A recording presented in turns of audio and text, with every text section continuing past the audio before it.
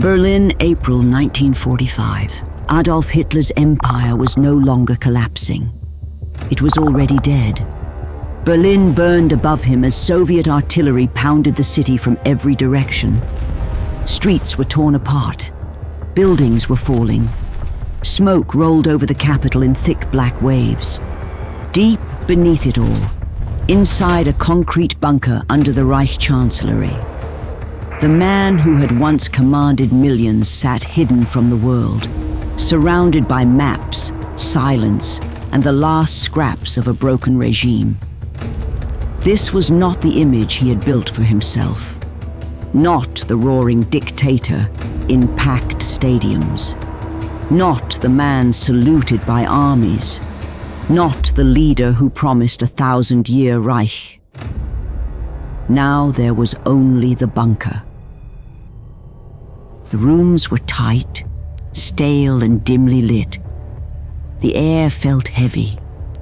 Officers moved through narrow hallways in low voices. Secretaries typed out orders that no longer mattered. Every few minutes, the ceiling seemed to tremble from the shelling above.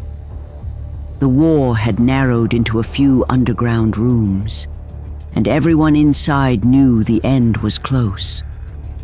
Hitler looked like a man already fading. His hands shook. His body stooped. His face had gone pale and slack. The energy that once fueled his speeches had drained into something bitter and hollow. He still gave commands, still moved pieces across maps, and still spoke about divisions that would never arrive. But the fantasy was cracking now, even in front of the people still loyal enough to remain beside him. Steiner will attack. He must. There is still time to turn this around. No one answered. The silence in the room was heavier than the artillery overhead. It told the truth more clearly than anyone dared to say it aloud. There would be no counterattack, no miracle, no last victory. For the first time, even Hitler seemed to understand that the world he had tried to dominate was closing in around him. And still, in the middle of all this ruin, he staged one final ceremony. Just after midnight on April 29th, he married Eva Braun inside the bunker. It was a strange, almost unreal moment. Outside, Berlin was being ripped apart. Inside, papers were signed, vows were spoken, and the woman who had stayed by his side for years became his wife only hours before both of them would die. The scene felt less like a wedding than a ritual at the edge of extinction. Eva remained calm. Hitler seemed distant, moving through it all with the numb precision of a man who had already chosen the ending. The next day, April 30th, the bunker grew quieter. The Soviet forces were closing in fast. Reports from above were hopeless.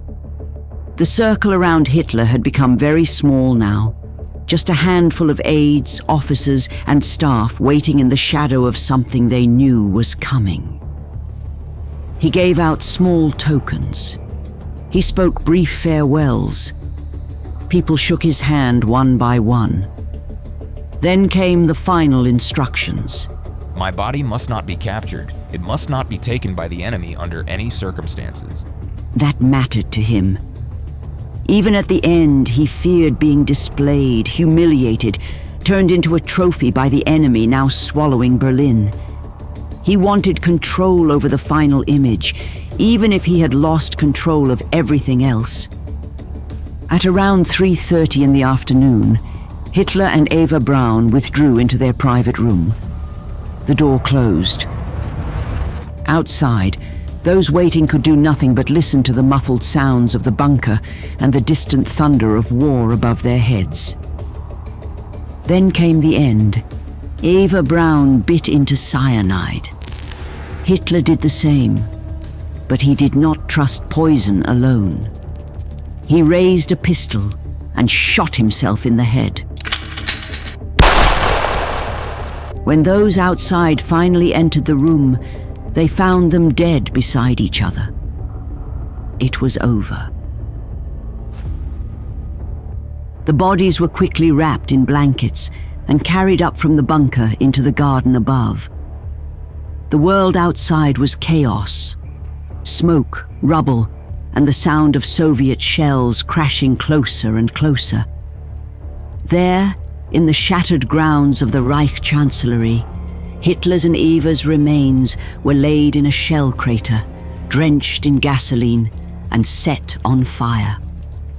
Flames rose while the city around them collapsed. It was a grim final image.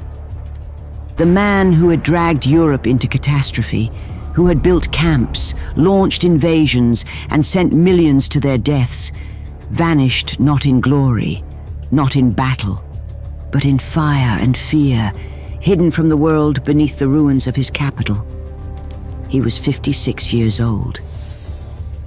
Within hours, rumors began to spread. Then confirmation followed. Adolf Hitler was dead.